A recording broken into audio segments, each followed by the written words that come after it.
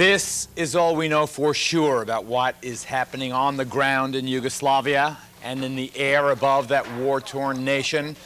The United States and our NATO allies raining fire and fury from the skies over Serbia and Kosovo. For the 16th day and night, wave after wave of aircraft and missiles seeking to destroy the army and the infrastructure of the Milosevic government. And in Washington, the president decried Europe's greatest mass displacement of human beings since the end of World War II. What we know is that by a deliberate policy, he has caused hundreds of thousands of people to be refugees.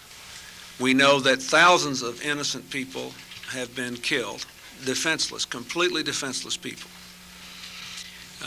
We know that people were herded up and pushed to the borders and pushed over the borders, and today you all have stories saying that the same borders that people were herded up and pushed over or pushed up next to are now being mined, so if they try to get across them to save their lives, they can be blown up.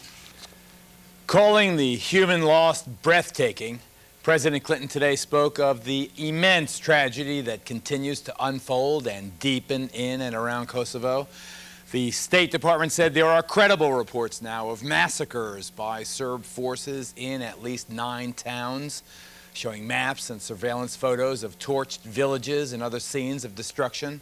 Officials estimate more than 300,000 out of the nearly 1 million people who fled or who were driven out of Kosovo since the war began are now without the basic necessities of food and water and shelter. But if you want to gag, listen to this whopper. The government of Slobodan Milosevic, the Serb strongman who has created his own niche in this century's gallery of war criminals, today actually declared that peace has prevailed in Kosovo and urged the terrified, the desperate, the displaced refugees to return home. Hi everybody, I'm Gerlado Rivera. NATO's bombing of Belgrade and other Yugoslav targets resumed tonight, with these latest strikes expected to be among the most ferocious assaults yet in the 2-week-old campaign. There is no doubt the massive damage inflicted is having an effect. But what do we make of Slobodan Milosevic's latest strategy? The butcher of Belgrade calls for a ceasefire.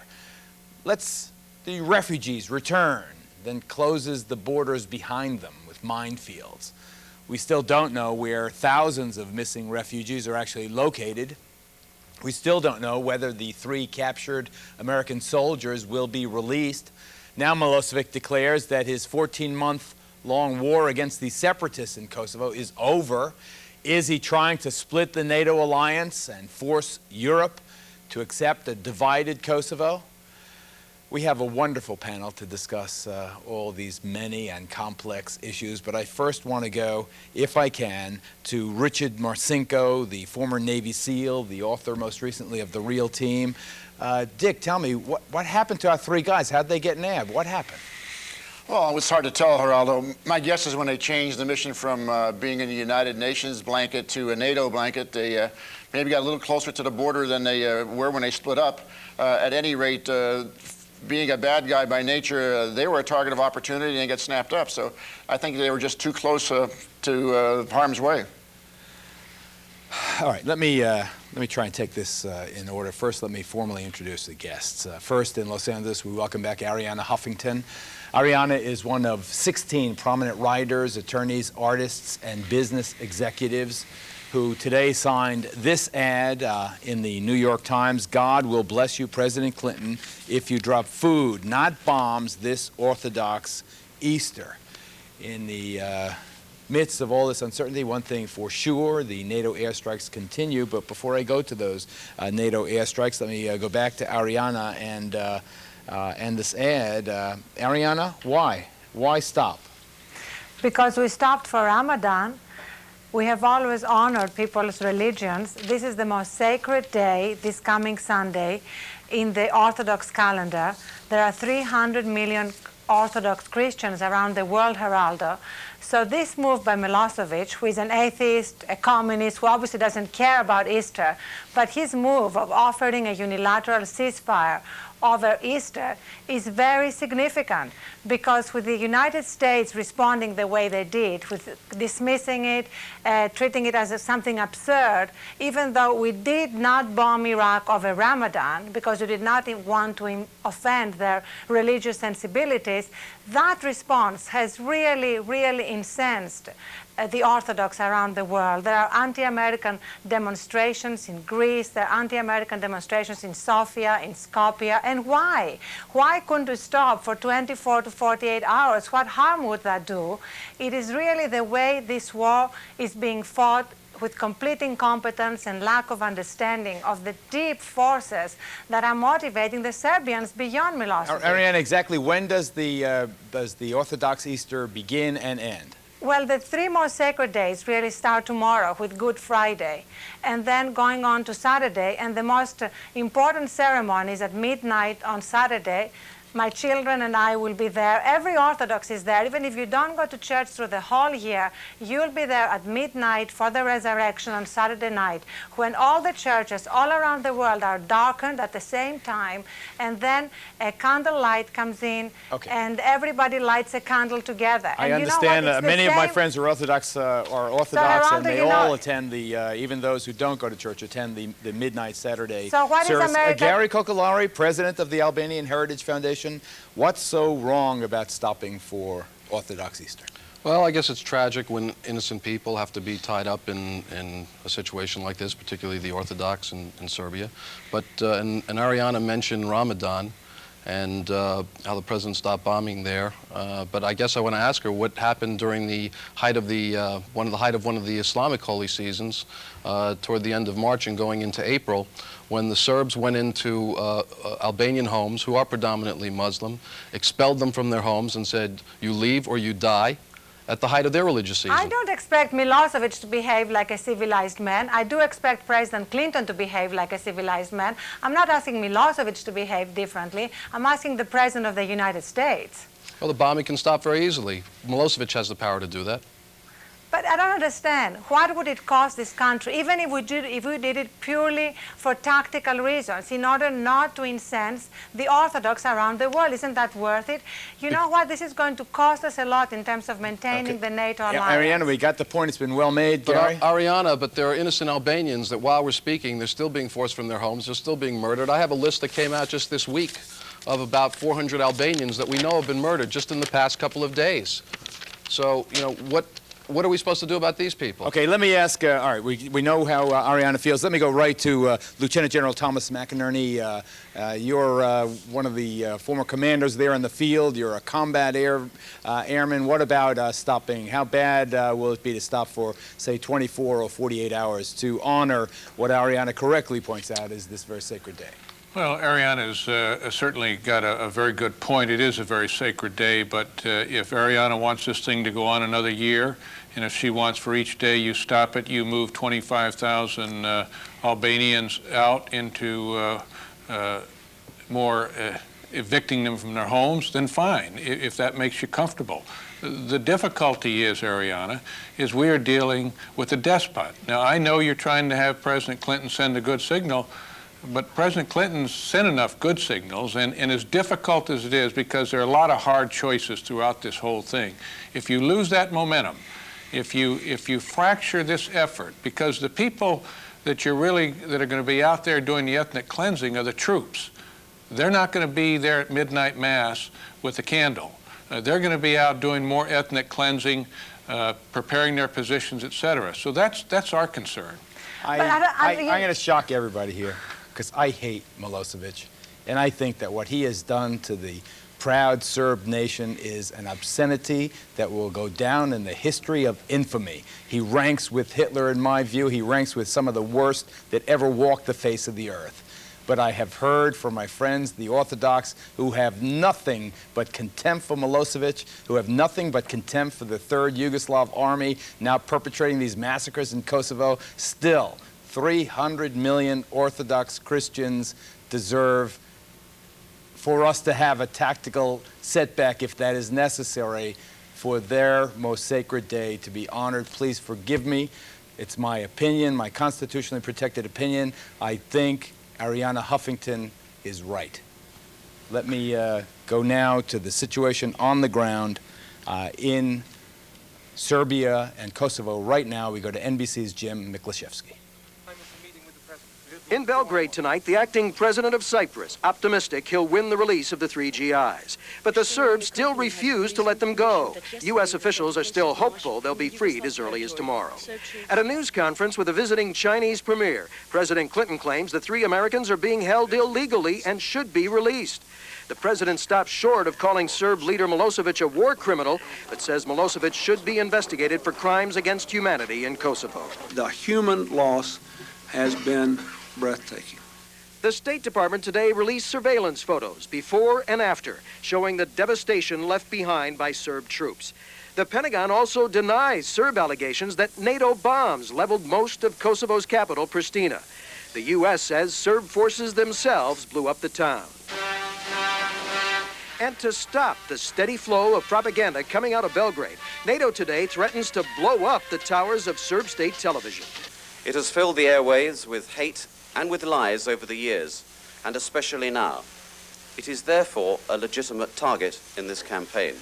At the Pentagon today, gun camera video shows just how dangerous the war can be for American pilots, as an F-16 dodges 2 surface-to-air missiles fired by the Serbs. But after 2 weeks and hundreds of bombing runs, NATO warplanes still can't find and hit Serb forces dug deep into Kosovo. At this rate, says one U.S. military official, the war could last months. Tonight, Pentagon officials report that Serb forces also have the potential to produce and use chemical weapons, sarin and mustard gas.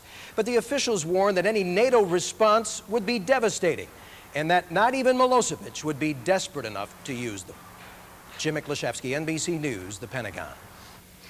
That would really be a make-my-day kind of move on that guy's part. But what's he up to? The Butcher's Blueprint, our title, our focus, back in a flash. Stay tuned.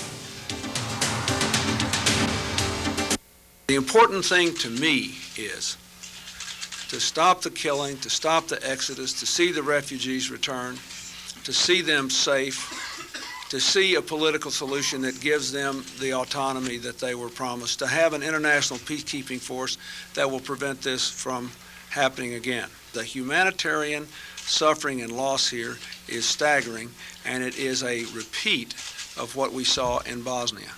And it is his direct political strategy for first getting and then maintaining power. And the human loss has been breathtaking. Mentioning the Muslims and the Orthodox Christians, this ad in the Times was busy today, from the American Jewish World Service, the International Rescue Committee.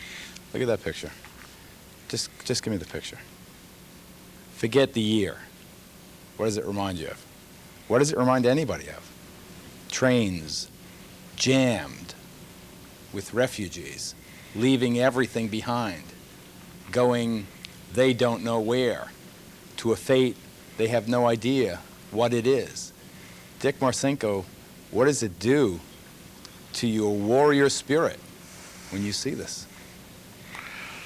Well, it just makes me want to go in there and do something about it. You've called him a butcher. He is a butcher. That's not going to go away. And you know, talking about the holiday, I'll go back to my experience called Tet of 68 in Vietnam, and we didn't have butchers like this guy, but the Vietnamese, they certainly used that downtime to move and do what they wanted to do, and we suffered for that. So I'm afraid that I have to go against you on that, Rivera, and say let's turn the heat up. There's a lot of targets outside that they can have their candle services in the cities, but let's keep the pressure on them. I definitely understand how reasonable minds, especially, and you guys, I mean, for God's sakes, General McInerney and Dick Marcinko, you guys make me look like a little pussy with your experience. But excuse my language. But Geraldo, that's just the way I feel. It's just my instinct, Let's leave the holiday aside for a minute. Let's look at what we are doing. Let's look at what our objectives are. They are so muddled. Remember, when we first went in and started bombing, our objectives were supposed to be clear. They were primarily 2. Number 1, and I'm quoting, to protect the people of Kosovo, and number 2, to degrade Milosevic's capacity to continue his ethnic cleansing. Well, we failed miserably. First of all, The ethnic not cleansing over yet. has never been worse. It's not over yet. Why do you But say? what do you mean it's not over yet? We have 1 million displaced people. We have the greatest Those roads humanitarian go two ways, though, catastrophe. Ariana. Those Oh, roads Geraldo, go two ways. And if how it takes can you- American armor to make it go two ways, I think that's what it'll come to. But Geraldo, he doesn't need tanks to continue the ethnic cleansing. You know, you can gouge eyes out with spoons. All you need is hatred and raw, brutal power of your arms. You don't even need rifles and guns. It is ridiculous to think that by bombing Belgrade, by bombing civilians, by bombing bridges, you are going to She's protect right. the people She's of Kosovo. 100% right. They should not do just the bombing. They should send overwhelming force in there. We should send the troops in there, send them as quickly as possible. And you're right, we should lay out why we would be going to Kosovo and into Belgrade. And it should be not only to put the Kosovars back there, but to take Milosevic and his brutal machine out altogether once and for all. Because if we leave him there, we're going to end up dealing with him again later, just like we're doing with Saddam Hussein right now. Let me ask Ariana, when you see a picture like this one, this is real. This isn't like that news clip we saw from the Serbian TV, which I think really is a legitimate target. This is a photograph of what was happening in Kosovo in 1999. This is Hitlerian. This is fascist. This is genocidal. You don't stop this with negotiation. No, you don't but stop this with economic sanctions. You know stop what, this Geraldo? by taking out the man who is perpetrating this. First of all, what are we doing about these refugees? It is absolutely disgraceful that our response has been so puny and so disproportionate. Give them time. Give them time. What do you mean, Feed the give them children's time? on the way. Everybody's Not at all. on the way. Give them Geraldo, time. just 1 second. You know, if the president was serious about that, he would have launched a national appeal to every private corporation.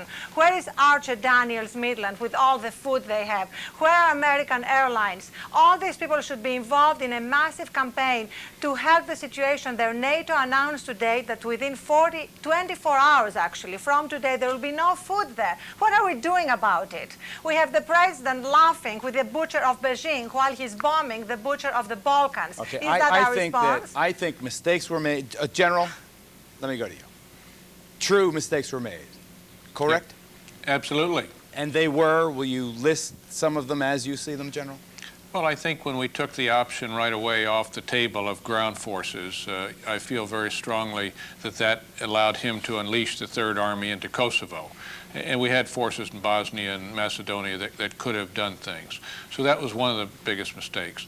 The other big mistakes is we have not had an intense air campaign that will leverage and go after his, what we call the leadership centers of gravity in his command and control. So that has allowed him to control those armies and those forces. Those are the two big ones I see, and we still do not have the intensity. The Supreme Allied Commander requested and is getting increased air power, but that was just today. You saw that in the front page of the Washington Post. But isn't today not too late? It's never too late, Geraldo, but we have American and world public opinion behind us now.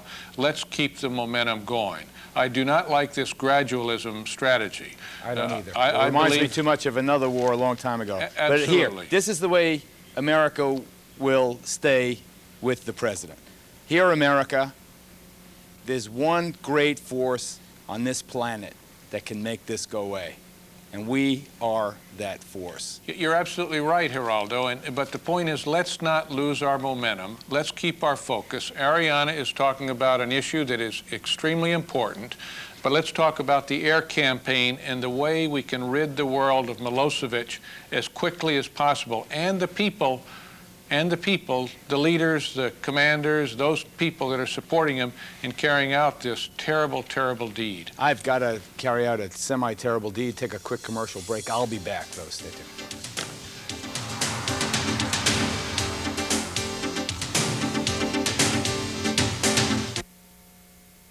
We would like to see the servicemen released because they never should have been detained in the first place. They were in Macedonia. They had nothing to do with the operations against Serbia. And I would be for anything that would, honorable, that would secure their release, obviously. Dick Marcinko, Rogue Warrior, author most recently of The Real Team. Is Milosevic just jerking our chain with the raising our hopes about the POWs and then saying no way, no how? Well, I think that's part of his ploy, is to jerk our chain, and he knows how to do it. We forecast our moves. Gary touched on it earlier, and the general did. With this trickle effect, it just doesn't do any good. If we put in more air assets, we're going to have more pilots go down, which means we have more rescue teams. If we went to get the 3 guys right now, it'd be an armada going in. If it died tomorrow morning and it was peace, we'd put troops on the ground to move the refugees back in. So why don't we just get everybody together, go in there and pull the cork on this guy? He is a butcher, and do it right. We had this domino effect we've been doing in reverse. We've had Bosnia and Somalia and Haiti, where we've gone in there and done, in essence, half-assed things and come out with egg on our face because we haven't done things like we should. And now's an opportunity with a new NATO and with a bona fide butcher to lock socks and go in there and get them. Again, I never want to disagree with you, especially not like Dark Alley or anywhere, but Bosnia works. Everyone that I talked to, my friends in the military, even General Dawkins, my dear best friend, was against our going into Bosnia. Ever since we got to Bosnia, as far as I know, there hasn't been any ethnic murder. The only casualties we've suffered are people who got involved in car crashes. Bosnia is working. The United States can impose peace with force. But Jonathan Clark, I want you to catch up. Foreign policy scholar at the Cato Institute, policy advisor to the Serbian Unity Congress. That's an American organization. Mr. Clark's also a former member of the British Foreign Service. He predicted this whole domino thing that Dick's talking about in January of '98 in an article in the LA Times that the ethnic violence in Kosovo might well spill over to involve all the Balkans. Mr. Clark, welcome aboard. Sorry I'm getting to you so late, but I'm going to stay with you. This is a short segment, unfortunately, but as soon as the bottom of the hour happens, of all that you've heard in the last half hour, what's the most egregious? What, you want to talk about the holiday? Should we take a pause in the bombing, or? I can hardly believe my ears at some of the things I've heard. I mean, let's go back. On March the 10th, Deputy Secretary of State Strobe Talbot said in London he congratulated the Kosovo monitoring mission for reducing tensions in that province. 14 days later, the bombing has started. And what has flown from there? The most massive refugee flow since World War II. Tremendous damage to NATO, the crown jewel of the Western value system. Damage to Albania, Macedonia, Montenegro. Okay.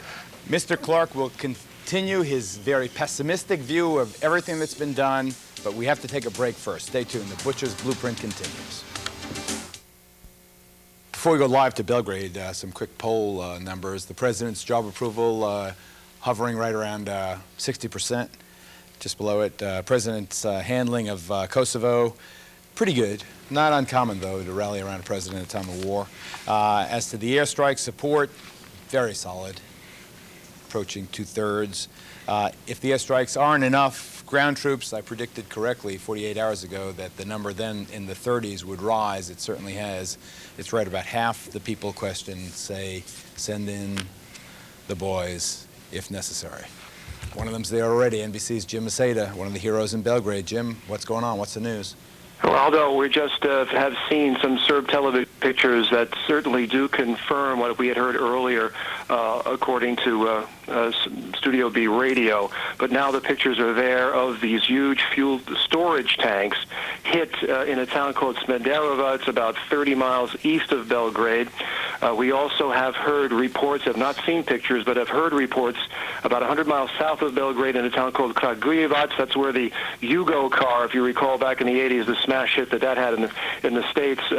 There's another factory there called Zastiva, which also makes another make of car. It also makes weapons. That factory was hit by at least 7 NATO bombs this evening.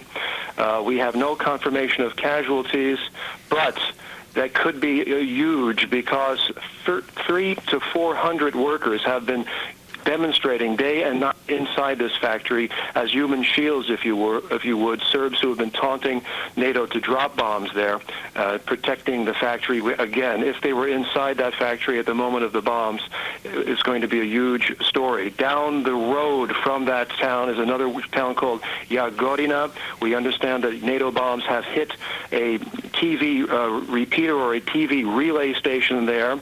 A tower was hit a few nights ago in the same location. NATO apparently missed that tower and has hit it again tonight. No confirmation of casualties there. But over the skies of Belgrade, Geraldo, absolutely dead calm, probably because that Greek Cypriot envoy is in town trying to negotiate the release of the 3 POWs. But do you, any news in the Serb reports about those, the demonstrators, the people who said they would be the human shields? As they show those pictures, Jim, are they saying anything about the human toll?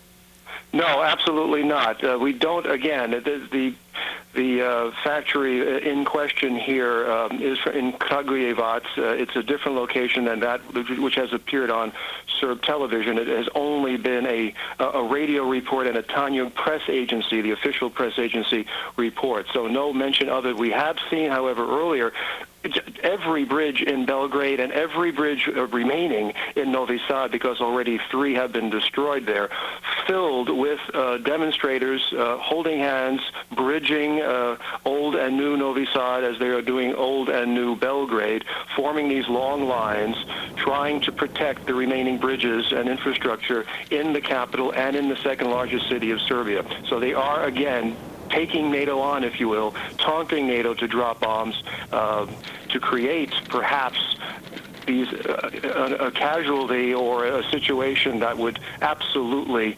split NATO apart. Yes, I have 3 quick observations. Number 1, the Danube River is already closed, much to the chagrin of the upriver countries like Austria and Hungary.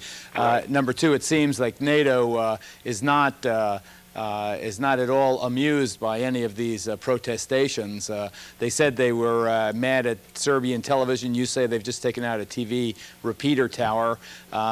You say how they taunted NATO about the Yugo factory. You know, if it wasn't so serious, I'd make a joke that maybe the former owners of the Yugo are the ones that torched that factory, but NATO hit the factory despite those workers. It seems they're very grim. The alliance is very grim and determined and is sending a message that war is hell. On the other hand, the mass demonstrations there, Jim, here's the question, seem to indicate that Milosevic does have considerable support on the ground among the civilian population. There's no question about it, Geraldo. He has support. Even people who don't necessarily agree with his nationalist fervor, if you will, or zest or zeal. Many don't. Many were out 2 years ago in the streets of Belgrade protesting against his nationalist policies. But there is an extraordinary rallying by Serbs around this man who they believe defend a just cause, a Serbia, an integrated Serbia, a Serb Kosovo. They feel that the world is attacking unjustly this man and their country. So yes, there is a certain defiance, no matter how weary and afraid these people are. And believe me, in Belgrade, they are very much afraid of these bombs. They are very weary.